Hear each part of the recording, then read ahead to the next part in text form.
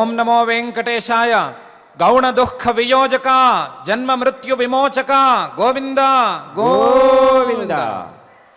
సత్వేన బోధం రజసా ప్రలోభం స్వాజ్ఞానమోహౌ తమసా ప్రమాదం గుణైః క్రియాభిః ఫలముచ్చ నీచం సంప్రాప్య సుశ్రాంత ఇహాధునాస్మి అని అఖిలాండ కోటి బ్రహ్మాండ నాయకుడు దేవదేవుడు శ్రీ వెంకటేశ్వర స్వామి వారికి భక్తిగా విన్నవించుకుంటూ శ్రీకృష్ణ పరమాత్మ అనుగ్రహించిన శ్రీమద్భగవద్గీత గ్రంథం యొక్క అధ్యయన కార్యక్రమాన్ని ఈ సాయంకాల వేళ మనం ప్రారంభించుకుందాము. ప్రారంభంలో ఆచార్యుల వారితో కలిసి ప్రార్థనా శ్లోకాలను సంకల్పవాక్యాలను చదువుకుని ఈ కార్యక్రమానికి శుభారంభం చేసుకుందాం. ఓం నమో వెంకటేశాయ. శ్రీ గురు ప్రార్థన. గురుర్బ్రహ్మ గురుర్విష్ణు గురుర్దేవో మహేశ్వరః గురుః సాక్షాత్ పరం బ్రహ్మ తస్మై శ్రీ గురవే నమః. శ్రీనివాస ప్రార్థన. భక్త ప్రియాయ దేవాయ దేవానాం పతయే నమః. ప్రణతార్తి వినాశాయ శ్రీనివాసాయ తే నమః. అథ సంకల్పః.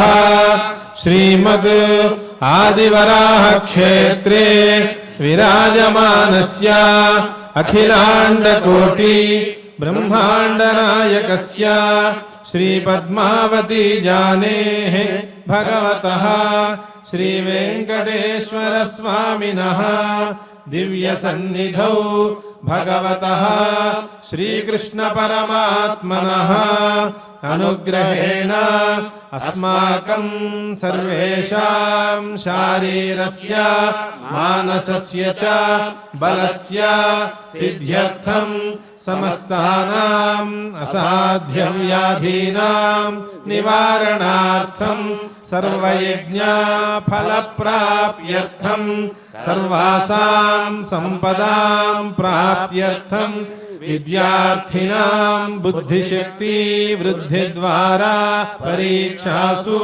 ఉత్తీర్ణతా సిద్ధ్యర్థం అధికారిణాం స్వస్వ విధి నిర్వహణ కౌశల సిద్ధ్యర్థం సమస్త పాపక్షయార్థం శ్రీ పరమేశ్వర ప్రీత్యర్థం యథాశక్తి శ్రీమద్భగవద్గీతాయాః చతుర్దశాధ్యాయాంతర్గత శ్లోకపారాయణం కరిష్యామహే.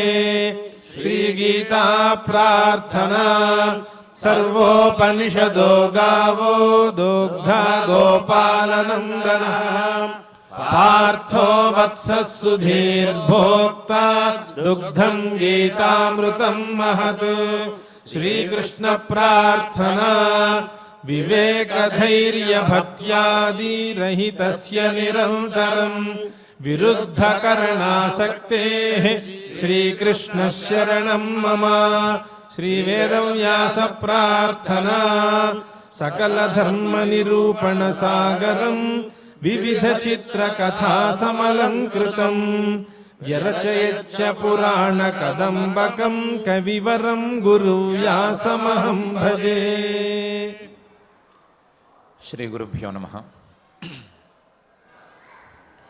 ఒక వ్యక్తి ఇంటి నుంచి రాత్రిపూట బయలుదేరాడు.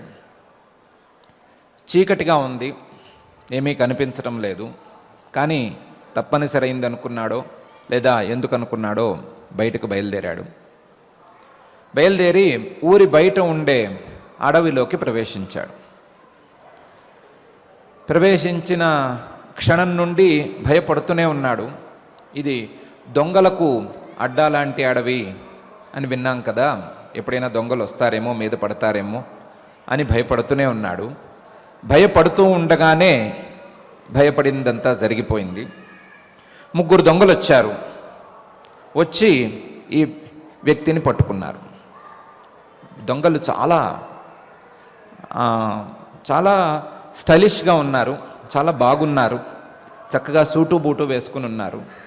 అందులో ఒక దొంగ నల్లటి డ్రెస్ వేసుకుని తెల్లటి టై కట్టుకున్నాడు. ఇంకో దొంగ ఎర్రటి డ్రెస్ వేసుకుని నలుపు తెలుపు ఉండేటువంటి టై కట్టుకున్నాడు.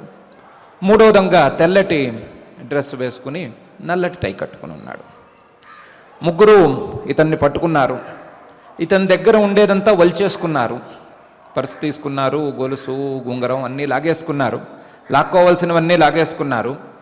లాగేసుకున్న తర్వాత వారిలో వారు వాదించుకోవటం మొదలుపెట్టారు. చాలా పెద్ద వాదన మొదలైంది వాళ్ళ ముగ్గురికి. అందులో ఒక దొంగ అంటాడు, ఇతన్ని మనం దోచుకుని వదిలేస్తే లాభం లేదు, ఇతన్ని ఇక్కడే కప్పెట్టేసేయాలి అంటాడు. ఇతను మళ్ళీ కనిపించకూడదు, పూర్తిగా కప్పెట్టేసేయాలి, మళ్ళీ మన గురించి ఎవరికీ చెప్పకూడదు, మనం దొంగతనం చేశామని కానీ మరొకటి కానీ మన ఆనుపానులేవి ఎవరికీ చెప్పకూడదు, కాబట్టి ఇతన్ని కప్పిపెట్టేద్దాం అంటాడు ఒక దొంగ. ఇంకో దొంగ అట్లా కాదు, మనం అనవసరంగా ఎవరి జోలికి వెళ్ళకూడదు, మన పని మన వృత్తి దొంగతనం చేసుకోవటం వరకే, పై పనులు చేయకూడదు. ఒక పని చేద్దాము, ఇతన్ని చేతులు కాళ్ళు మళ్ళీ పని చేయనట్లుగా విరిచేద్దాం, చాలా చితగొట్టేద్దాం, బాగా గట్టిగా కొట్టేద్దాం. కొట్టేస్తే అతనికి చేతులు కాళ్ళు ఇంకా ఆడవు, పని చేయడు. చేతులు కాళ్ళు పని చేయకపోతే బుద్ధి కూడా పనిచేయదు, కాబట్టి మన గురించి ఎవరికీ చెప్పే ధైర్యం ఉండదు అని. మూడో దొంగ అన్నాడు, అలా వద్దు, మన పని దోచుకోవటం వరకే కదా, ఈ కప్పు పెట్టేయటం లేదా కొట్టేయటం ఇవన్నీ మనకెందుకు, మన పని మనం పూర్తి చేసుకున్నాం, మన నాన్న మనం వెళ్ళిపోదాం, ఇతన్ని ఇంతటితో వదిలేద్దాం అని మూడో దొంగ అన్నాడు. 1, 2, 3 అందులో ఎవరు మొదలు, ఎవరు 2, ఎవరు 3 అనే విచారణ ఏమీ లేదు. మొత్తం ముగ్గురున్నారు. ముగ్గురులో 3 రకాల వాదనలు వచ్చినాయి. వాళ్ళలో వాళ్ళు చాలానే వాదించుకున్నారు. ఎవరికి వాళ్ళకు చెప్పుకోవాల్సినటువంటి కారణాలన్నీ చెప్పుకున్నారు. ఒక్కొక్కరిది ఒక్కొక్కప్పుడు పై చేయిగా ఉంది. ఎవరెవరు వారి కారణాలు చెప్పుకుంటున్నారో అప్పుడు వారి వాదన బాగున్నట్టే మిగతా ఇద్దరు అంగీకరించినట్లుగా ఉన్నారు. కానీ మళ్ళీ వాళ్ళు పైకి లేచారు. అలా వాదన జరుగుతూనే ఉంది. జరుగుతూ ఉండగానే ఏమాత్రం ముట్టుకోవద్దు, వదిలేద్దామన్న వాడిని పెద్దగా పట్టించుకోకుండానే మిగతా ఇద్దరు దొంగలు వీడిని చాలా గట్టిగా కొట్టేశారు. దెబ్బలు చాలా తీవ్రంగా తగిలినాయి, గాయాల వరకు వెళ్ళింది. మనిషి కదలలేకపోతున్నాడు. ఒకచోట కూలబడిపోయాడు. కూలబడిపోయిన ఆ వ్యక్తిని దొంగలు ముగ్గురు చెట్టు మొదట్లో వదిలేసి వెళ్ళిపోయారు. వెళ్ళిపోయారు. కొట్టడం మాత్రం మామూలుగా కొట్టలేదు, మొత్తం ప్రతి అంగుళం చితకపొడిశారు. కానీ ముగ్గురు దొంగలు వెళ్ళిపోయిన తరువాత ఇతన్ని ఏమీ చేయొద్దు అన్న దొంగ మళ్ళీ వెనక్కొచ్చి ఇతన్ని లేపాడు.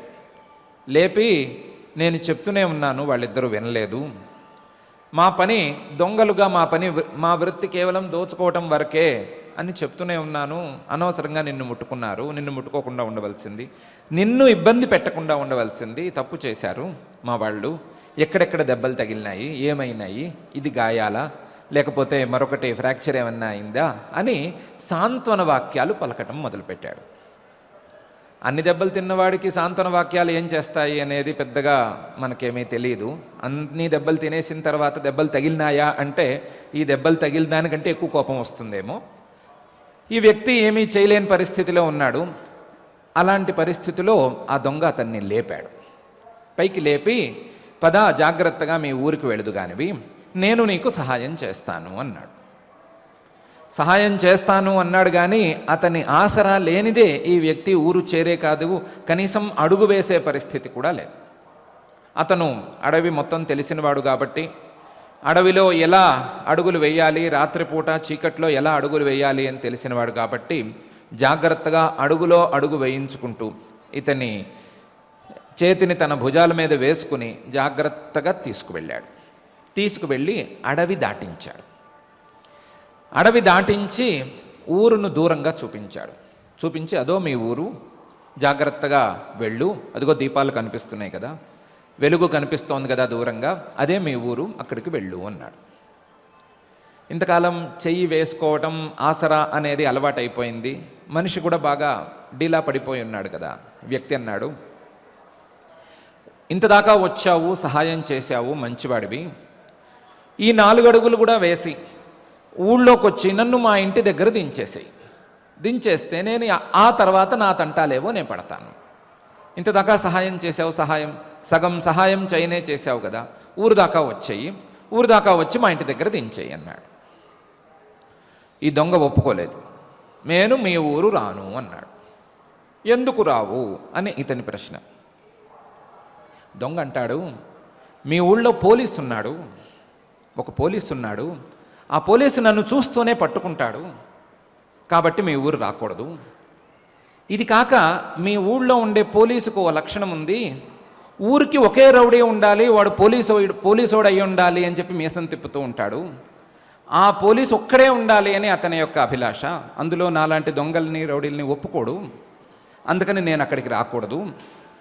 అసలు నేను వెలుగులోకి రాకూడదు. నా వృత్తి ప్రకారం, నా వృత్తి ధర్మం ప్రకారం నేను వెలుగులో కనిపించకూడదు. నేను మంచివాడినో చెడ్డవాడినో ఏమైనా సరే నేను దొంగని కాబట్టి నేను వెలుగులోకి కనిపించకూడదు. వెలుగులో కనిపిస్తే నన్ను పోలీసులు పట్టుకోవచ్చు, లేదా మరొకరు గుర్తించి నన్ను వాడికి పట్టించవచ్చు. అందుకని నేను లోపలికి రాను, మీ ఊళ్ళోకి రాను. ఇక్కడి నుంచి నీ తంటాలు నువ్వు పడవలసిందే, నా ఆసరా నీకు ఉండదు, నీ తంటాలేవో నీవు పడవలసిందే. అడుగులో అడుగు వేసుకుంటావో, పాక్కుంటావో, దేకుతూ వెళ్తావో, ఎలాగోలా నువ్వు నీ ఊరు చేరు. ఇంతవరకు నేను చేతనైనంత సహాయం చేశాను అని చెప్పాడు. విడిచిపెట్టేశాడు, వెళ్ళిపోయాడు వెనక్కి. ఇతని ప్రార్థనని ఏమాత్రం మన్నించలేదు, వెళ్ళిపోయాడు వెనక్కి. ఈ వ్యక్తి కూడా జాగ్రత్తగా మొదలు దేకుతూ వెళ్ళాడు, కొద్దిగా పాకుతూ వెళ్ళాడు. తర్వాత కాస్త నిలబడటానికి ప్రయత్నం చేశాడు, ఓపిక కూడగట్టుకున్నాడు, అడుగులో అడుగు వేసుకున్నాడు. ఆ వస్తువును, ఆ చెట్టును, ఈ చెట్టును పట్టుకున్నాడు, ఆసరాగా తీసుకుని క్రమక్రమంగా ఊరు దగ్గరకు చేరాడు. వెలుగు వచ్చిన తర్వాత మరింత ధైర్యం వచ్చింది. దారి కనిపించిన తర్వాత ఇంకా అడుగులు వేగంగా పడ్డాయి. ఇల్లు కనిపించిన తర్వాత, ఇల్లు దగ్గర పడిన తర్వాత ఇంకా ధైర్యం పెరిగి జాగ్రత్తగా ఎప్పటికో చేరాడు ఇంటికైతే జాగ్రత్తగా చేరాడు. చేర్చింది ఎవరు అనేది ఒక ప్రశ్న. ఈ వ్యక్తి తన ప్రయత్నంతో తను చేరాడా, లేదా దొంగలలో మంచివాడైనటువంటి దొంగ ఆసరా తీసుకొచ్చి దూరంగా చూపించి అక్కడి నుంచి ఎలా వెళ్ళాలో నేర్పించి వెళ్ళాడా అనేది ఒక పెద్ద ప్రశ్న. ఈ ప్రశ్నకి రెండూ సమాధానాలేనేమో అనిపిస్తుంది. ఒకవైపు దొంగ ఆసరా ఇచ్చిన మాట వాస్తవం, అంతకుముందు గట్టిగా కొట్టేసినటువంటి దొంగ అయినా సరే, అతని దుస్థితికి కారణమైన వాడైనా సరే ఆసరా ఇచ్చిన మాట వాస్తవం, ఊరును దూరంగా చూపించిన మాట వాస్తవం, చూపించి జాగ్రత్తగా వెళ్ళు అని ప్రోత్సహించిన మాట కూడా వాస్తవం. కానీ అదే సమయంలో వ్యక్తి తన శక్తితో, తన సంకల్పంతో ఇంటికి చేరాలి అనేటువంటి అభిప్రాయంతో, తన ప్రయత్నంతో ముందుకు వెళ్ళిన మాట కూడా వాస్తవం. అదే వ్యక్తి అదే దొంగల్ని ఎలాగూ ఇంత దూరం వచ్చాను, నాకు ఇంకేం మిగిలింది లేదు, మొత్తం ఉన్నదంతా మీరు ఊడ్చేశారు, నన్ను కూడా మీతోనే కలిపేసుకోండి, మీలో ఒకడినే నాలుగో వాడినే నేను ఉంటాను అని అన్నా, మధ్యలో ఎక్కడైనా ఆగిపోయినా, ఏ రకమైనటువంటి వేరే వ్యవహారం జరిగినా సరే ఇంటికి చేరకుండానే మిగిలిపోయి ఉండేవాడు. కాబట్టి ఈ వ్యక్తి యొక్క స్వభావము లేదా ప్రయత్నము కొంత కారణము, దొంగ యొక్క ఆసరా కూడా ఎంతో కొంత కారణం అని మనం నిర్ణయించుకోవచ్చు. ఈ కథ సరిగ్గా 3 గుణాలకు సరిపోతుంది. సత్వము, రజస్సు, తమస్సు అనబడేటువంటి 3 గుణాలకు ఈ వృత్తాంతం పూర్తిగా అతికినట్టు సరిపోతుంది. అందులో మనిషిని అసలు కనిపించకుండా చేసేద్దాము, పూర్తిగా కప్పిపెట్టేద్దాము అని అనుకునేటువంటి దొంగ తమోగుణం. ఈ తమోగుణం మానవుణ్ణి కనీసం మానవుడుగా కూడా ఉంచకుండా అంతకు మించి హీనమైనటువంటి స్థాయికి దిగదార్చాలనే ప్రయత్నంలో నిరంతరం ఉంటుంది. రజోగుణం అనేటువంటి దొంగ మనిషిని అలిసిపోయేట్టు చేస్తుంది, కోరికలను పెంచుతుంది, కోరికలతో పాటు క్రియలను పెంచుతుంది, చేసి అలసిపోయేటువంటి పరిస్థితిని తీసుకొస్తుంది. కానీ మనిషిని మిగులుస్తుంది. పూర్తిగా కప్పిపెట్టేయటం కానీ, దిగజార్చేయటం కానీ, ఎక్కడో లోయలోకి తోసేయటం కానీ లాంటివి చేయదు. కానీ అలసిపోయేట్టు చేస్తుంది, అలుపుకు అంతు లేకుండా చేస్తుంది. ఇది రెండో దొంగ లేదా రెండో గుణము యొక్క లక్షణం. సత్వగుణం ఈ 2 గుణాలతో కలిసే ఉంటుంది. అది కూడా ఒక రకమైనటువంటి దొంగే. సత్వగుణం కూడా ఈ దొంగలతోనే కలిసి ఉంటుంది. ఈ దొంగలు చెప్పినట్టుగా ఎంతో కొంత వింటుంది, లేదా ఈ దొంగల యొక్క ప్రభావం తన మీద ఉండేటట్లుగానే చూసుకుంటుంది. దొంగలతో కలిసినప్పుడు దొంగల్లానే పనిచేస్తుంది. పనిచేసి అతని యొక్క మాన ప్రాణాలన్నిటినీ హరించి వేస్తూనే ఉంటుంది. కానీ ఎప్పుడో ఒకప్పుడు వ్యక్తి మీద జాలి కలిగినప్పుడు అనే దృష్టాంతంలో, వేరువేరు సందర్భంలో వ్యక్తికి యోగ్యత కలిగినప్పుడు అని మన దార్ష్టాంతికంలో, రెండిటిలోనూ ఎప్పుడో ఒకప్పుడు కాస్తంత ఆసరా ఇస్తుంది. ఆసరా ఇచ్చి దూరంగా నీ లక్ష్యం ఎక్కడ ఉంది, వెలుగు లేదా జ్ఞానం అనేది అదిగో దూరంగా ఇలా ఉంది, దాని యొక్క ఫలితం ఇలా ఉంటుంది, దాని దారి ఇటుగా ఉంటుంది అనే విషయాన్ని సూచిస్తుంది, అనే విషయాన్ని జాగ్రత్తగా చూపిస్తుంది. కానీ ఆ వెలుగు దాకా, ఆ జ్ఞానం దాకా, లేదా చేరవలసినటువంటి గమ్యం దాకా ఈ సత్వగుణం తోడురాదు. సత్వగుణాన్ని విడిచిపెట్టుకున్న తరువాతనే, సత్వగుణాన్ని కూడా విడిచిపెట్టుకున్న తరువాతనే మానవుడు తన గమ్యాన్ని చేరుకోగలుగుతాడు. కానీ సత్వగుణం మానవుడి యొక్క గమ్యాన్ని చూపించి, మానవుణ్ణి మంచి దారిలో ఉంచి, మంచి దారిని పూర్తిగా పరిచయం చేసి తనంతటి తాను వెనక్కి మళ్ళుతుంది అనే వ్యవహారం ఈ వృత్తాంతంలోనూ అలాగే మనకు కావలసినటువంటి విషయంలోనూ రెండిట్లోనూ సరిగ్గా అమరిపోయి ఉంది. వీటన్నిటి సారాన్ని మనం ఒకసారి తీసుకోగలిగితే, మానవుడు 3 గుణాలను అతిక్రమించి, 3 గుణాలను దాటి, తన మీద 3 గుణాల యొక్క ప్రభావాన్ని పూర్తిగా తగ్గించుకుని ముందుకు వెళ్ళినప్పుడు మాత్రమే తన గమ్యం, తన లక్ష్యం అయినటువంటి పరమాత్మతత్వాన్ని చేరుకోగలుగుతాడు అనే విషయాన్ని మనం జాగ్రత్తగా అర్థం చేసుకోవచ్చు. మనం అర్థం చేసుకోవలసినటువంటి విషయాన్నే పరమాత్మ కూడా ఇలా అంటున్నాడు, నాణ్యం గుణేభ్యః కర్తారం యదా ద్రష్టా అనుపశ్యతి గుణేభ్యశ్చ పరం వేత్తి మద్భావం సోధిగచ్చతి అని. నాణ్యం గుణేభ్యః కర్తారం, ఇంతకుముందు చెప్పుకున్నట్లుగా ఆయా గుణాల యొక్క ప్రభావాలను దృష్టిలో ఉంచుకుని, ఆయా గుణాలు ఈ శరీరాన్ని ఏర్పరిచేటువంటి విధానాన్ని దృష్టిలో ఉంచుకుని, శరీరంలో జరిగే ప్రతి క్రియ ఈ గుణాల యొక్క బాధ్యతలోనే ఉన్నది అని, ఈ గుణాల ద్వారానే ఈ క్రియలన్నీ జరుగుతున్నాయి, కానీ ఆ క్రియలకు బాధ్యత నాది మాత్రం కానే కాదు, నేను ఈ గుణాలతో కలిసి ఉన్నవాడిని కాను, ఈ గుణాలకు నాకు సంబంధం లేదు, ఈ గుణాల యొక్క బాధ్యతలోనే ఈ క్రియలన్నీ ఉన్నాయి, ఈ క్రియలన్నీ గుణాలు నిర్వర్తిస్తున్నటువంటి క్రియలు, నాకు ఈ క్రియలకు లేదా గుణాలకు సంబంధమే లేదు అని తనను తాను ఈ క్రియలన్నిటికీ కర్తను కాను, ఈ క్రియలను చేసేవాడిని నేను కాను, గుణములు మాత్రమే వాటి మానాన అవి క్రియలను తయారు చేస్తున్నాయి,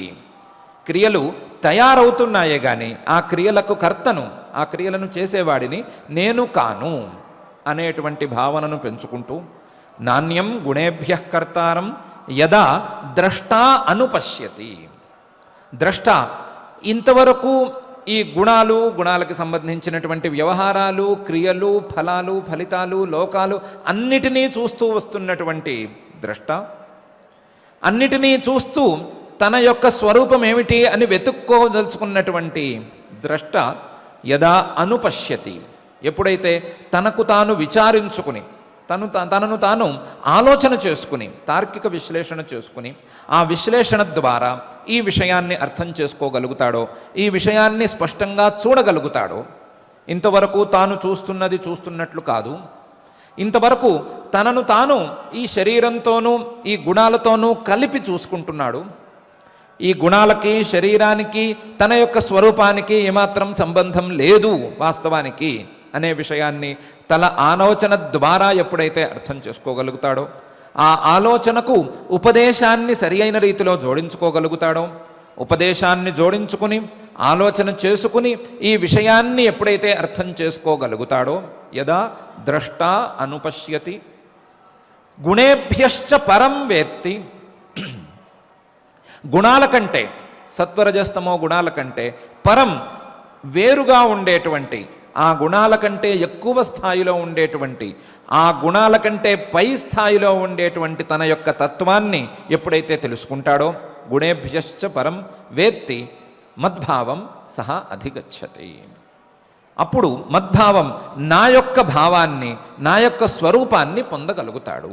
నా యొక్క పరమాత్మ యొక్క స్వరూపాన్ని ఆ క్షణాన పొందగలుగుతాడు అని ఈ శ్లోకంలో పరమాత్మ అంటున్నాడు. ఏమంటున్నాడు అంటే క్షేత్రజ్ఞాధ్యాయంలో 21వ శ్లోకంలో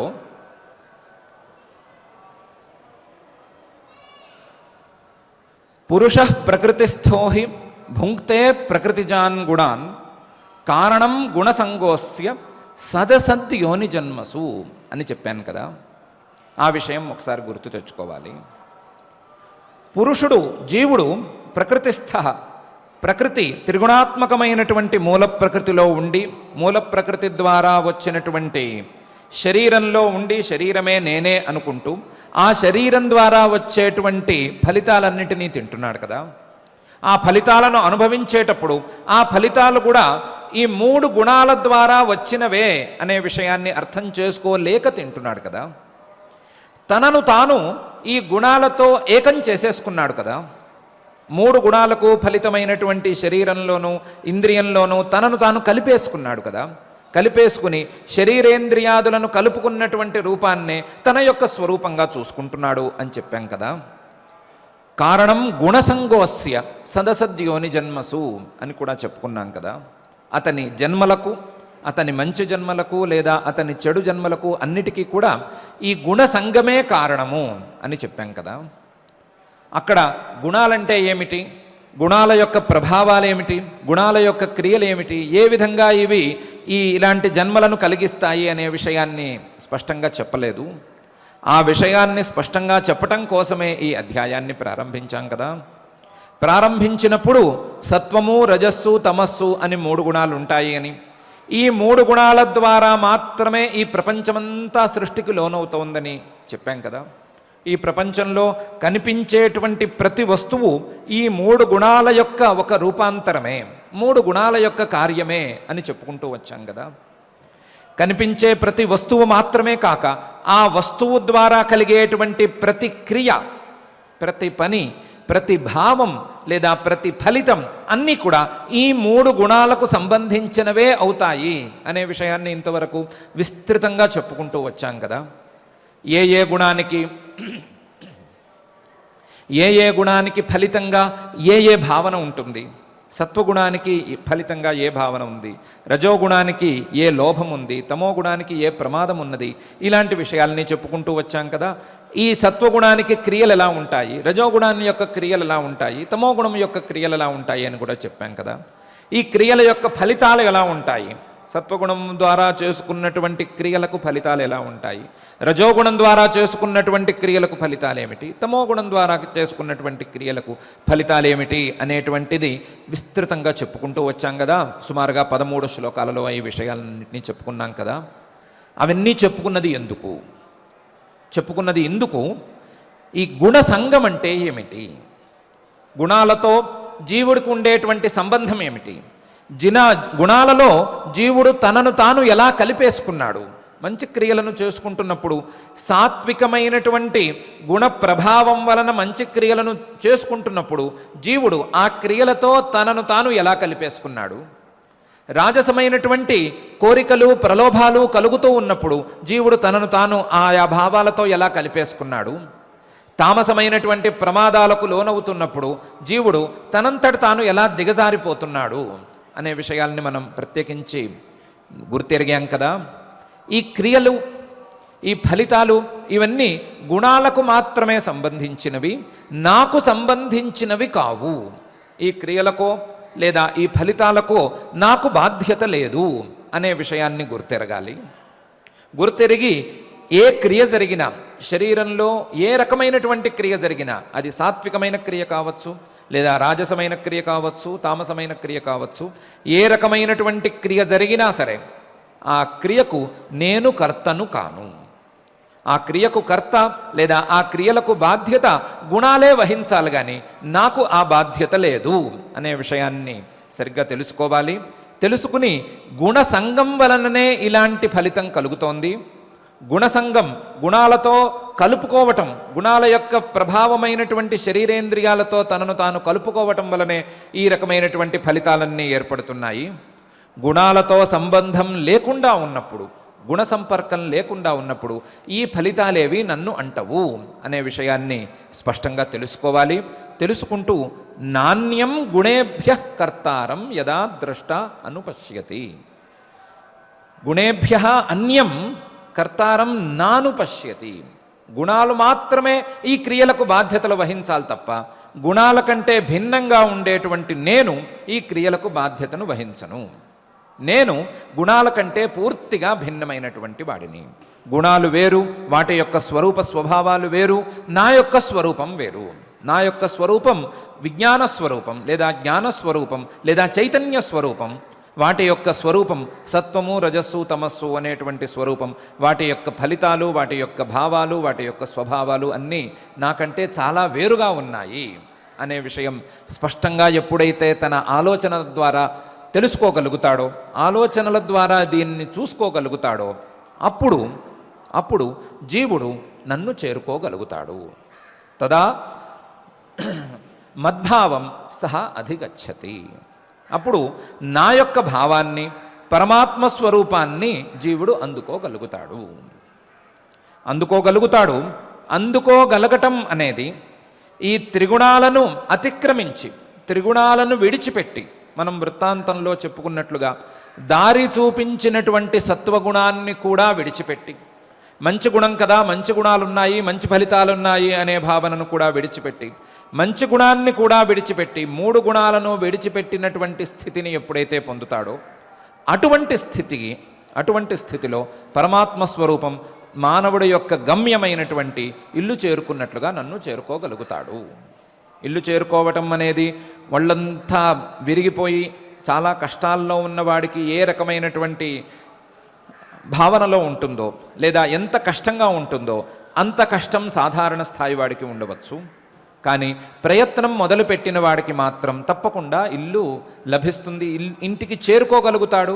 అట్లాగే ప్రయత్నం మొదలుపెట్టినవాడు తప్పకుండా గమ్యాన్ని చేరుకోగలుగుతాడు అనే సూచనను కూడా పరమాత్మ ఇస్తూ, నాణ్యం గుణేభ్య కర్తారం యదా ద్రష్ట అనుపశ్యతి గుణేభ్యశ్చ పరం వేత్తి మద్భావం సహ అధిగచ్చతి అని అంటున్నాడు. మద్భావం సోధిగచ్చతి అని అంటున్నావు కదా, నీ భావాన్ని పొందితే మాకేమొస్తుంది? నీ భావం ఏంటి? మీ భావం ఏంటి? కొత్తగా మేము పొందవలసినటువంటి పరమాత్మ భావం అంటే ఏమిటి? అది పొందితే ఏమొస్తుంది అనే ప్రశ్న వేసుకుంటారేమో. ఎలా పొందాలి అనే విషయంతో సహా దాన్ని నేనే చెప్తాను అనే అభిప్రాయంతో పరమాత్మ పై శ్లోకంలో ఇలా అంటున్నాడు. గుణాన్ ఏతాన్ అతీత్య త్రీన్ దేహి దేహ సముద్భవాన్ జన్మ మృత్యు జరా దుఃఖై విముక్త అమృతమశ్నుతే అని. గుణాన్ ఏతాన్ అతీత్య త్రీన్, మూడు గుణాలున్నాయి, సత్వము, రజస్సు, తమస్సు అనే మూడు గుణాలు. ఈ మూడు గుణాలను అతిక్రమించి, మూడు గుణాలను దాటి, మూడు గుణాలను విడిచిపెట్టి, మూడు గుణాల యొక్క ప్రభావాన్ని పూర్తిగా విడనాడి, గుణాన్ ఏతాన్ అతీత్య త్రీన్, మూడు గుణాలను పూర్తిగా విడిచిపెట్టి వీటి ప్రభావం తన మీద ఏమాత్రం లేకుండా చూసుకోగలిగి, అతీత్య త్రీన్ దేహి దేహ సముద్భవాన్, ఈ దేహంలో ఉంటూనే ఈ రకమైనటువంటి ప్రయత్నం చేసుకుని, ప్రయత్నానికి తగ్గట్లుగా దేహ సముద్భవాన్, ఈ దేహాన్ని, ఈ ఇంద్రియాలను లేదా ఈ వస్తువులను, ఈ భావాలను, ఈ ఫలితాలను అన్నిటినీ కలిగించినవి ఈ మూడు గుణాలే అనే భావనను సరిగ్గా తెచ్చుకుని, దేహాల్ని మూడు గుణాలే ఏర్పరుస్తున్నాయి. త్రిగుణాత్మకమైనటువంటి మూల ప్రకృతే మహాభూతాలుగాను, ఆ మహాభూతాల ద్వారా ఈ శరీరాలను, శరీరంలో ఇంద్రియాలను లేదా అవయవాలను, భావాలను, ఫలితాలను అన్నిటినీ ఏర్పరుస్తోంది అనే విషయాన్ని సరిగ్గా అర్థం చేసుకుని, గుణాన్ ఏతాన్ అతీత్య త్రీన్ దేహి దేహ సముద్భవాన్, తన యొక్క స్వరూపాన్ని అర్థం చేసుకోగలిగితే, తన యొక్క స్వరూపాన్ని సరి అయిన రీతిలో అర్థం చేసుకోగలిగితే అప్పుడు జన్మ మృత్యు జరా దుఃఖై విముక్త. జన్మ అనేటువంటిది లేకుండాను, మృత్యువు అనేటువంటి దోషం లేకుండాను, జరా ముసలితనం అనేటువంటి దోషం లేకుండాను, అలాగే దుఃఖం అనేటువంటి దోషం లేకుండాను, ఆ దోషం చేత విడువబడి ఆ దోషం లేకుండా ఉండి అమృతమశ్నుతే, అమృతత్వాన్ని పొందుతాడు. అమృతత్వాన్ని పొంది శాశ్వతమైనటువంటి సుఖాన్ని పొందుతాడు అని అంటున్నాడు. శాశ్వతమైనటువంటి సుఖాన్ని పొందటానికి, అమృతత్వాన్ని పొందటానికి మానవుడు ప్రయత్నం చేసుకోవలసిందే. ఏ రకమైనటువంటి ప్రయత్నం చేసుకోవలసిందే అంటే తన యొక్క స్వరూపం ఏమిటి అని తెలుసుకోవలసిందే. తన యొక్క స్వరూపం ఇంతవరకు తాను అనుకుంటూ వస్తున్నట్లుగా, తాను భావిస్తూ వస్తున్నట్లుగా ఈ శరీరానికి పరిమితం కాదు అనే విషయం అర్థం చేసుకోవలసిందే. ఈ శరీరమే నేను అనే భావనను పూర్తిగా విడిచిపెట్టుకోవలసిందే. ఈ దేహం, ఈ శరీరం, ఈ శరీరానికి కారణమైనటువంటి మూల ప్రకృతి, ఆ ప్రకృతిలో ఉండేటువంటి సత్వము, రజస్సు, తమస్సు అనేటువంటి గుణాలు, వీటి యొక్క ప్రభావం, వీటిని సరియైన రీతిలో అర్థం చేసుకోవలసిందే. అర్థం చేసుకుంటూ ఇవి 3 గుణాలు, ఈ 3 గుణాలకు ఫలితంగా ఈ దేహాలు, ఈ వస్తువులు, ఈ భావాలు, ఫలితాలు అన్నీ ఏర్పడుతూ వస్తున్నాయి. ఈ ఫలితంగా ఏర్పరిచినటువంటి ఏ శరీరంతోనూ, ఏ ఫలితంతోనూ నాకు సంబంధం లేదు. శరీరం పుట్టినప్పుడు నేనేమీ పుట్టడం లేదు, శరీరం నశించిపోయినప్పుడు నేనేమీ మరణించటం లేదు, శరీరం కాస్త వడలిపోయినప్పుడు నాకేమీ ముసలితనం రావటం లేదు, శరీరం దుఃఖపడుతున్నప్పుడు, శరీరంలో భాగమైనటువంటి గుణాలు దుఃఖం అనేటువంటి భావనను ఏర్పరుస్తున్నప్పుడు నేనేమీ దుఃఖపడటం లేదు, నా యొక్క స్వరూపానికి వచ్చినటువంటి కష్టమేమీ లేదు అనే విషయాన్ని సరియైన రీతిలో అర్థం చేసుకోవాలి. ఆ అర్థం చేసుకోవటమే ఈ గుణాన్ ఏతాన్ అతీత్యత్రీన్ అనేదానికి అర్థం. గుణాన్ ఏతాన్ అతీత్యత్రీన్, 3 గుణాలను అతిక్రమించి ఉండటం, 3 గుణాల యొక్క ప్రభావం నుండి బయటపడటం, 3 గుణాలను తానతో కలిపేసుకోవటం అనే అంశాన్ని పూర్తిగా మానేయటం, 3 గుణాలతో ఇంతవరకు తనను తాను కలిపి కుట్టేసుకున్నటువంటి అంశాన్ని విడదీసుకుని చూసుకోవటం. దేహం పుట్టినప్పుడు ఆ దేహం త్రిగుణాత్మకమైనటువంటి మూల ప్రకృతి యొక్క ఒక పరిణామం మాత్రమే. అది పుట్టింది అంటే పుట్టింది, దేహం పుట్టింది. ఆ పుట్టుకతో నాకు ఏమాత్రం సంబంధం లేదు. నేను పుట్టుకతో సంబంధం లేని అజస్వరూపుడిని అనే విషయాన్ని అర్థం చేసుకోవటము. అలాగే దేహం నశించిపోయినప్పుడు, దాని కాలం పూర్తయిన తర్వాత, అది ఎక్స్పైరీ డేట్ అయిపోయిన తర్వాత నశించిపోయినప్పుడు ఆ దేహం నశించిపోవటమే తప్ప నాకు మరణం అనేది లేదు అనే విషయాన్ని అర్థం చేసుకుని తనను తాను అమృత అని అనుకోవటం, అమృత స్వరూపంగా తనను తాను భావించుకోవటం. అలాగే దేహం యొక్క ముసలితనాన్ని తనకు ఆపాదన చేసుకోకుండా అజరహ అనే భావనను తెచ్చుకోవటం. అట్లాగే దేహం దుఃఖపడుతూ ఉన్నప్పుడు, దేహంలోని ఏదో ఒక ఇంద్రియం కానీ, ఏదో ఒక అవయవం కానీ, లేదా దేహం మొత్తం కానీ దుఃఖం అనే భావనను తయారు చేసినప్పుడు ఆ దుఃఖం అనే భావనకు తన యొక్క స్వరూపానికి ఏమాత్రం సంబంధం లేదు అని అర్థం చేసుకోవటం అనేది మానవుడు తప్పకుండా చేసుకోవలసినటువంటి ప్రయత్నం. మానవుడు ఈ ప్రయత్నాన్ని చేసుకుంటూ ఈ గుణాలను దాటి, మానసికంగాను లేదా వైజ్ఞానికంగాను ఈ గుణాలను దాటి తన యొక్క స్వరూపాన్ని అర్థం చేసుకుంటూ తన యొక్క నిత్య శుద్ధ బుద్ధ ముక్త స్వభావాన్ని సరియైన రీతిలో అర్థం చేసుకోగలిగినట్లయితే తన స్వరూపమైనటువంటి అమృతత్వం మానవుడికి తప్పకుండా దక్కుతుంది. విముక్త అమృతమశ్నుతే, అమృతమశ్నుతే, అమృత స్వరూపమైనటువంటి పరమాత్మలో తనను తాను కలిపేసుకుంటాడు. అమృత స్వరూపమైనటువంటి ఈ దుఃఖాలతోనో, ఈ జన్మ మృత్యు జరా వ్యాధులతోనో సంబంధం లేనటువంటి పరమాత్మ స్వరూపంలో తనను తాను కలిపేసుకుంటాడు. అడవిలో దొంగల బారిన పడి నానా దుఃఖాలు పడుతున్నటువంటి వ్యక్తి, అడవి నుండి బయటకు వచ్చి చీకట్లో బాధపడుతున్నటువంటి వ్యక్తి ఇంట్లోకి వచ్చి వెలుగులో తనను తాను ఆహా ఇంటికి చేరాను అని ఏ విధంగానైతే సంతోషపరుచుకుంటాడో, ఆ విధంగా ప్రతి సాధకుడు గుణాలను అతిక్రమించి, గుణాలను దాటి తనను తాను అర్థం చేసుకోగలిగితే తప్పకుండా జన్మ మృత్యు జరా దుఃఖై విముక్త అమృతమశ్నుతే అనే స్థితిని తప్పకుండా పొందగలుగుతాడు అని పరమాత్మ ఈ శ్లోకంలో అంటున్నాడు. ఈ శ్లోకంలో అంటూ గుణాన్ ఏతాన్ అతీత్యత్రీన్ దేహీ దేహ సముద్భవాన్ జన్మ మృత్యు జరా దుఃఖై విముక్త అమృతమశ్నుతే అని అంటున్నాడు. ఈ విషయాన్ని చెప్పటం కోసమే, ఈ విషయాన్ని ఈ 2 శ్లోకాలలో చెప్పబడినటువంటి విషయాన్ని చెప్పటం కోసమే పరమాత్మ ఈ అధ్యాయాన్ని ప్రారంభించాడు అని మనం ఇంతకుముందే ఒకసారి అనుకున్నాము. పరమాత్మ అధ్యాయాన్ని ప్రారంభించిందే ఇందుకోసం. గుణత్రయ విభాగయోగం అనే పేరు కలిగినటువంటి ఈ అధ్యాయాన్ని ప్రారంభించిందే ఇందుకోసం.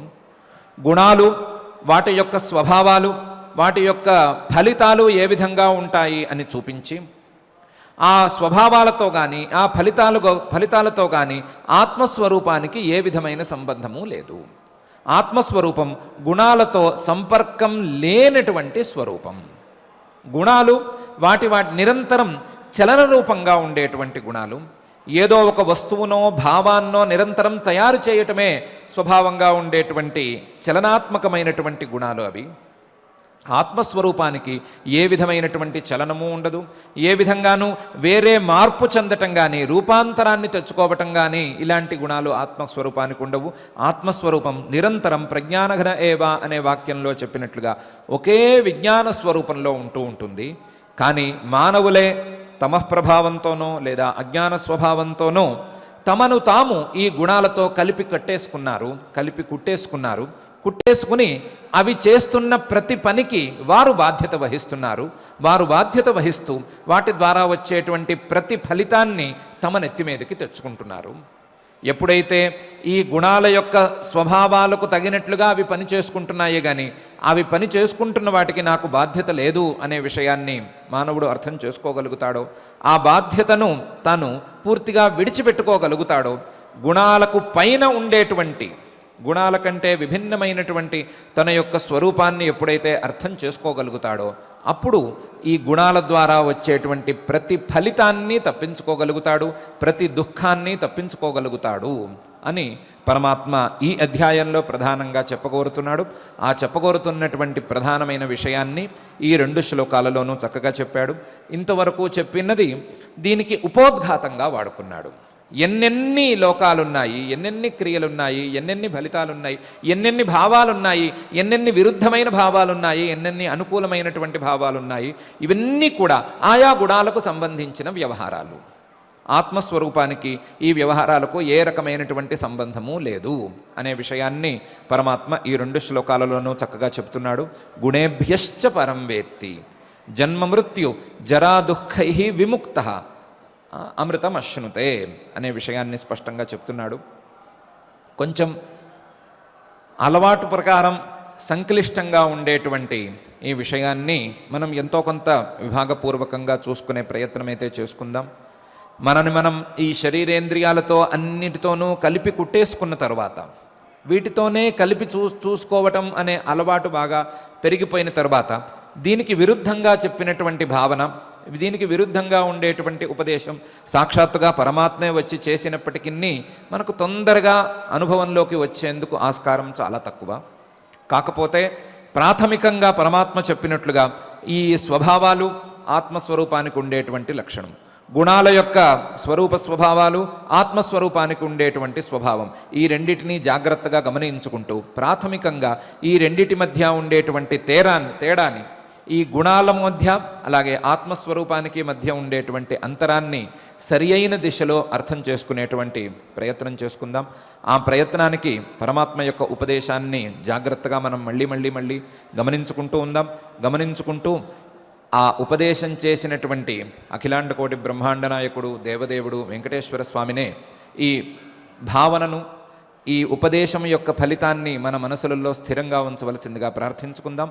ఆ ప్రార్థనతో ఈరోజు పారాయణ కార్యక్రమాన్ని ప్రారంభించుకుందాం. అథ శ్రీమద్భగవద్గీతాసు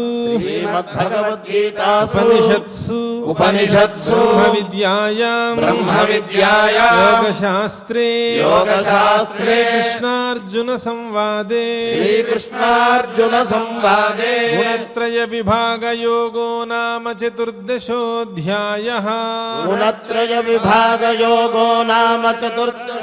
अध्यायः श्रीभगवानुवाच श्रीभगवानुवाच परं भूयः प्रवक्ष्यामि परं भूयः प्रवक्ष्यामि ज्ञानानां ज्ञानमुत्तमम् ज्ञानानां ज्ञानमुत्तमम् यज्ञात्वा मुनयः सर्वे यज्ञात्वा मुनयः सर्वे परां सिद्धिमितो गताः परां सिद्धिमितो गताः इदं ज्ञानमुपाश्रित्य इदं ज्ञानमुपाश्रित्य मम साधर्म्यमागताः मम साधर्म्यमागताः सर्गेऽपि नोपजायन्ते सर्गेऽपि नोपजायन्ते प्रलये न व्यथन्ति च प्रलये न व्यथन्ति च मम यो निर्महद्ब्रह्म मम यो निर्महद्ब्रह्म तस्मिन् गर्भं दधाम्यहम् तस्मिन् गर्भं दधाम्यहम् सम्भवः सर्वभूतानां सम्भवः सर्वभूतानां ततो भवति भारत ततो भवति भारत सर्वयोनिषु कौन्तेय सर्वयोनिषु कौन्तेय मूर्तयः सम्भवन्ति याः मूर्तयः सम्भवन्ति याः तासां ब्रह्ममहद्योनिः तासां ब्रह्ममहद्योनिः अहं बीजप्रदः पिता अहं बीजप्रदः पिता सत्वं रजस्तम इति सत्वं रजस्तम इति गुणाः प्रकृतिसम्भवाः गुणाः प्रकृतिसम्भवाः निबध्नन्ति महाबाहो निबध्नन्ति महाबाहो देहे देहिनमव्ययम् देहे देहिनमव्ययम् तत्र सत्वं निर्मलत्वात् तत्र सत्वं निर्मलत्वात् प्रकाशकमनामयम् प्रकाशकमनामयम् सुखसङ्गेन बध्नाति सुखसङ्गेन बध्नाति ज्ञानसङ्गेन चानघा ज्ञानसङ्गेन च नघ रजोरागात्मकं विद्धि रजो रागात्मकं विद्धि तृष्णासङ्गसमुद्भवम् तृष्णासङ्गसमुद्भवम् तन्निबध्नाति कौन्तेय तन्निबध्नाति कौन्तेय कर्मसङ्गेन देहिनम् कर्मसङ्गेन देहिनम् तमस्त्वज्ञानजं विद्धि तमस्त्वज्ञानजं विद्धि मोहनं सर्वदेहिनां मोहनं सर्वदेहिनां प्रमादालस्य निद्राभिः प्रमादालस्य निद्राभिः तन्निबध्नाति भारत तन्निबध्नाति भारत सत्वं सुखे संजयति सत्वं सुखे संजयति रजः कर्मणि भारत रजः कर्मणि भारत ज्ञानमावृत्य तु तमः ज्ञानमावृत्य तु तमः प्रमादे संजयत्युत प्रमादे संजयत्युत रजस्तमश्चाभिभूय रजस्तमश्चाभिभूय सत्वं भवति भारत सत्वं भवति भारत रजः सत्वं तमश्चैव रजः सत्वं तमश्चैव तमः सत्वं रजस्तथा तमः सत्वं रजस्तथा सर्वद्वारेषु देहेऽस्मिन् सर्वद्वारेषु देहेऽस्मिन् प्रकाश उपजायते प्रकाश उपजायते ज्ञानं यदा तदा विद्यात् ज्ञानं यदा तदा विद्यात् विवृद्धं सत्त्वमिति సత్వమిత్యుత వివృద్ధం సత్వమిత్యుత లోభః ప్రవృత్తిరారంభః లోభః ప్రవృత్తిరారంభః కర్మణామశమస్పృహా కర్మణామశమస్పృహా రజస్యేతాని జాయంతే రజస్యేతాని జాయంతే వివృద్ధే భరతర్షభా వివృద్ధే భరతర్షభా అప్రకాశో ప్రవృత్తిశ్చ అప్రకాశో ప్రవృత్తిశ్చ ప్రమాదో మోహ ఏవ చ ప్రమాదో మోహ ఏవ చ తమస్యేతాని జాయంతే తమస్యేతాని జాయంతే వివృద్ధే కురు నందన వివృద్ధే కురు నందన యదా సత్వే ప్రవృద్ధే తు యదా సత్వే ప్రవృద్ధే తు ప్రళయం యాతి దేహభృత్ ప్రళయం యాతి దేహభృత్ తదోత్తమవిదాన్ లోకాన్ తదోత్తమవిదాం లోకాన్ అమలాన్ ప్రతిపద్యతే అమలాన్ ప్రతిపద్యతే రజసి ప్రళయం గత్వా రజసి ప్రళయం గత్వా కర్మ సంగిషు జాయతే కర్మ సంగిషు జాయతే తథా ప్రలీనస్తమసి తథా ప్రలీనస్తమసి మూఢయోనిషు జాయతే మూఢయోనిషు జాయతే కర్మణః సుకృతస్యాహు మధ్యే తిష్టంతి రాజసాః మధ్యే తిష్టంతి రాజసాః జఘన్యగుణవృత్తిస్థాః జఘన్యగుణవృత్తిస్థాః అధో గచ్చంతి తామసాః అధో గచ్చంతి తామసాః నాన్యం గుణేభ్యః కర్తారం నాణ్యం గుణేభ్యః కర్తారం యదా ద్రష్టానుపశ్యతి యదా ద్రష్టానుపశ్యతి గుణేభ్యశ్చ పరం వేత్తి గుణేభ్యశ్చ పరం వేత్తి మద్భావం సోధిగచ్చతి మద్భావం సోధిగచ్చతి గుణానేతానతీత్యత్రీన్ గుణానేతానతీత్యత్రీన్ దేహి దేహసముద్భవాన్ దేహి దేహ సముద్భవాన్ జన్మ మృత్యుజరా దుఃఖైః జన్మ మృత్యుజరా దుఃఖైః విముక్తో మృతమశ్నుతే విముక్తో మృతమశ్నుతే అర్జున ఉవాచ అర్జున ఉవాచ కైర్లింగై స్త్రీన్ గుణానేతాన్ కైర్లింగై స్త్రీన్ గుణానేతాన్ అతీతో భవతి ప్రభో అతీతో భవతి ప్రభో కిమాచారః కథం చైతాన్ కిమాచారః కథం చైతాన్ త్రీన్ గుణానతివర్తతే త్రీన్ గుణానతివర్తతే శ్రీభగవానువాచ శ్రీభగవానువాచ ప్రకాశం చ ప్రవృత్తిం చ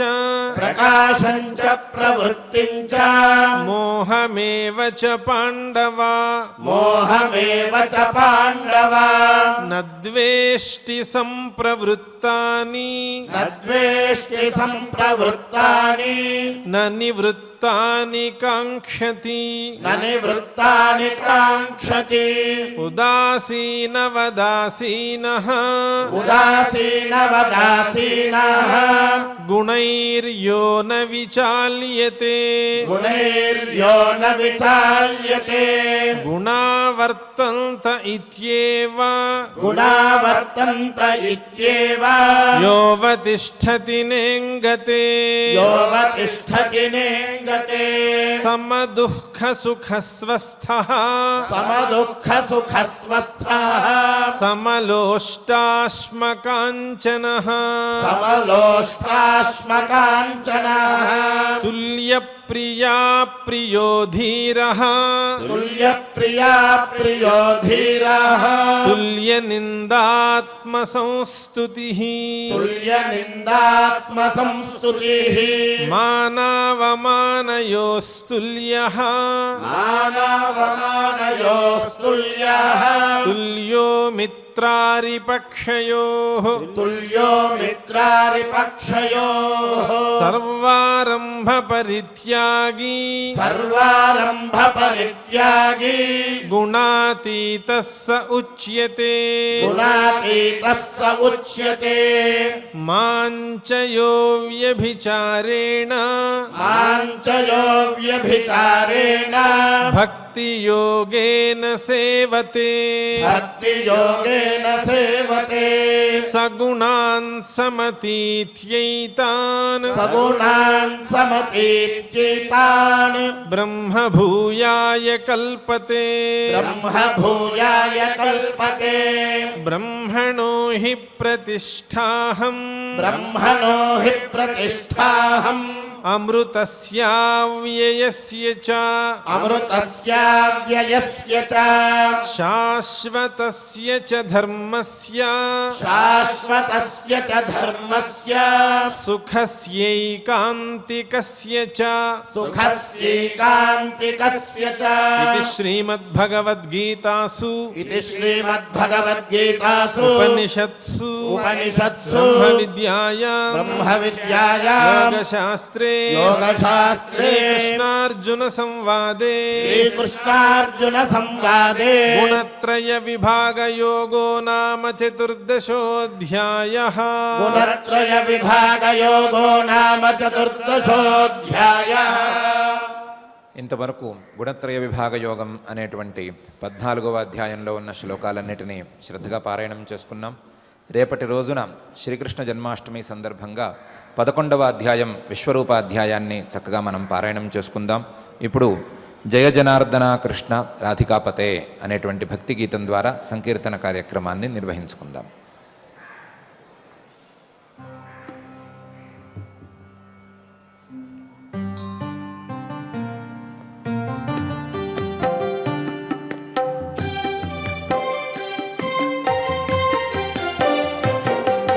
जय जनार्दन कृष्ण राधिकापते जन विमोचन कृष्ण जन्ममोचन गरुड वाहन कृष्ण गोपिकापते नयन मोचन कृष्ण नीरजेक्षण जय जनार्दन कृष्ण राधिकापते जन विमोचन कृष्ण जन्ममोचन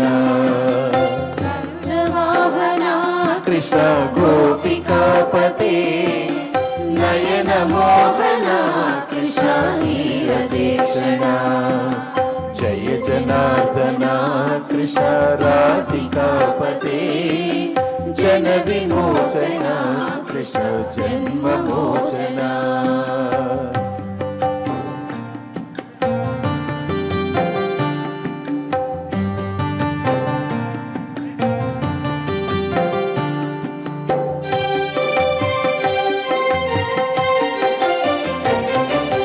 सुजन बांधव कृष्ण सुंदर कृते मदन कोमला कृष्ण माधव हरे वसुमती पते कृष्ण वासवानुज वर गुणाकर कृष्ण वैष्णव कृते सुरुचिरानना कृष्ण सौर्यवारिदे मुरहरा विभो कृष्ण मुक्तिदायका विमलपालका कृष्ण वल्लभीपते कमललोचना कृष्ण काम्यनायका जय जनार्दना कृष्ण राधिकापते जन विमोचना कृष्ण जन्ममोचना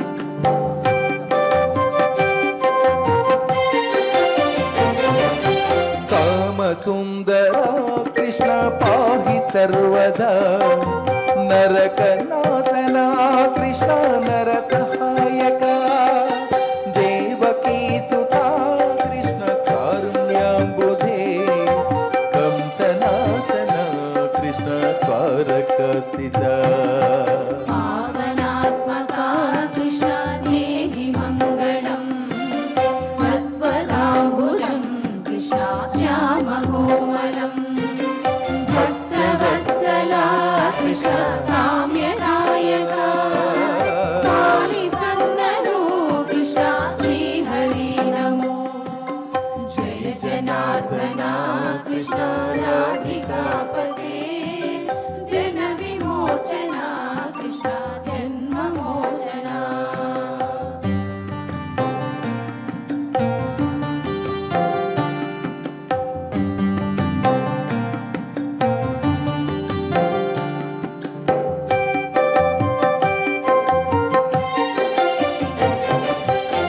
भक्तदासना कृष्ण हरसनी सदा कादुन्युटिना कृष्ण सलहया विभो गरुडवाहना कृष्ण गोपिकापते नयन मोहन कृष्ण नीरजेक्षण जय जनार्दना कृष्ण राधिकापते जन विमोचना कृष्ण जन्ममोचना गरुडवाहना कृष्ण गोपिकापते नयन मोहना कृष्ण नीरजेक्षणा जय जनार्दना कृष्ण राधिकापते जन विमोचना कृष्ण जन्ममोचना जय जनार्दना कृष्ण राधिकापते जन विमोचना कृष्ण जन्ममोचना जय जनार्दना कृष्ण राधिकापते जन विमोचना कृष्ण जन्ममोचना जन विमोचना कृष्ण जन्ममोचना जन विमोचना कृष्ण जन्ममोचना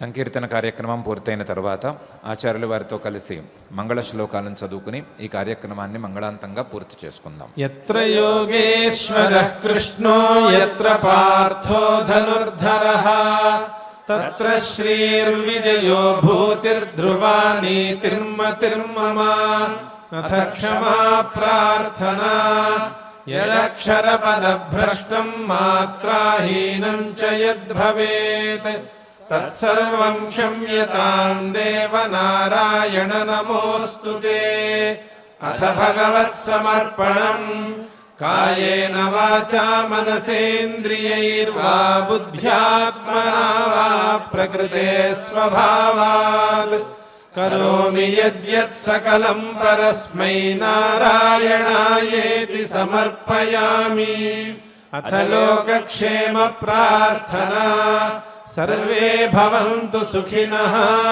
सर्वे सन्तु निरामयाः सर्वे भद्राणि पश्यन्तु मा कश्चित् दुःखभाग् भवेत् अथ मङ्गलम् श्रियः कान्ताय कल्याणनिधये निधयेऽर्थिनाम् श्रीवेङ्कटनिवासाय श्रीनिवासाय मङ्गलम्.